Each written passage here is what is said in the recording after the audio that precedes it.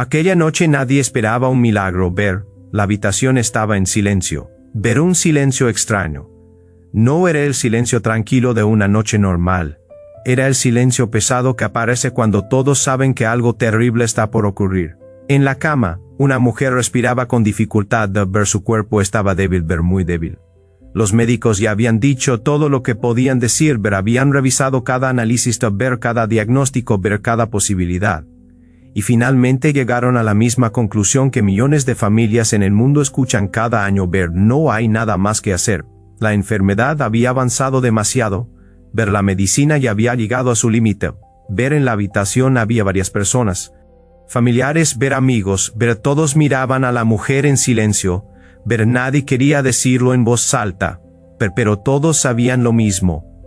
Estaban esperando el final. Pero en medio de ese silencio, una mujer mayor sostuvo algo entre sus manos. Un pequeño rosario. Y junto al rosario, una pequeña imagen. La imagen de una mujer vestida de negro, con una expresión tranquila, una santa, Santa Rita de Casia, y mientras todos esperaban el final, esa mujer comenzó a rezar, no en voz alta, no con palabras complicadas, solo con una oración sencilla: Santa Rita, ayúdanos. Nadie en la habitación respondió, pero lo que ocurrió después, nadie en esa casa lo olvidaría jamás, porque la historia de Santa Rita siempre ha estado rodeada de algo extraño, algo que aparece cuando todo parece imposible.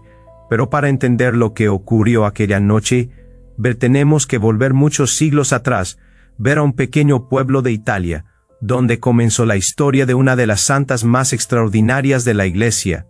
Santa Rita nació en el año 1381, en un pequeño pueblo llamado Rocaporena, en Italia.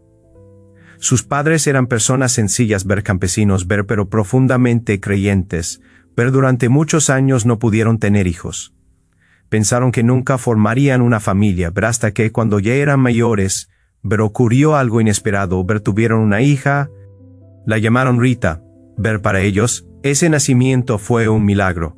Pero nadie imaginaba que esa niña algún día sería conocida en todo el mundo. Desde muy pequeña, Rita era diferente. Mientras otros niños jugaban sin preocupaciones, ella pasaba mucho tiempo rezando. Le gustaba el silencio. Le gustaba la iglesia. Le gustaba escuchar historias sobre los santos. Y poco a poco, comenzó a sentir algo dentro de su corazón. Un deseo profundo. Quería dedicar su vida a Dios.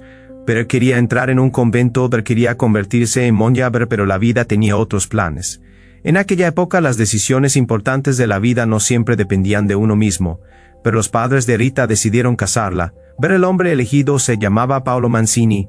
No era un hombre tranquilo. Era conocido por su carácter violento, impulsivo, difícil. Rita aceptó el matrimonio, no porque lo deseara, sino porque entendía que en aquel momento esa era su realidad. Durante años vivió en una situación difícil. Paolo era agresivo. La casa estaba llena de conflictos. Pero Rita tomó una decisión que nadie esperaba. Decidió responder a la violencia con paciencia. Decidió responder al odio con calma. Decidió responder al conflicto con amor.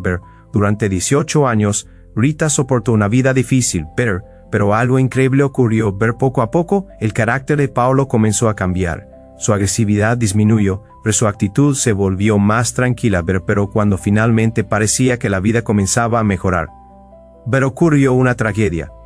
Paolo fue asesinado. Y ese momento cambiaría todo. Después del asesinato de su padre, los hijos de Rita quedaron devastados. La tristeza se transformó rápidamente en algo más peligroso. Deseo de venganza. En aquella época, la venganza era común. Pero Rita sabía que ese camino solo traería más muerte. Entonces hizo algo extraordinario. Rezaba todos los días por sus hijos. Rezaba para que no cometieran un crimen. Rezaba para que no destruyeran sus vidas con la venganza. Y finalmente ocurrió algo que muchos consideran uno de los momentos más impactantes de su vida. Pero sus hijos murieron poco después. Muchos pensaron que fue una tragedia. Pero Rita siempre dijo algo que sorprendía a quienes la escuchaban. Decía que prefería ver a sus hijos morir inocentes antes que verlos convertirse en asesinos. Ese momento marcó un punto de cambio en su vida, porque ahora, finalmente, podía seguir el camino que había deseado desde niña, la vida religiosa.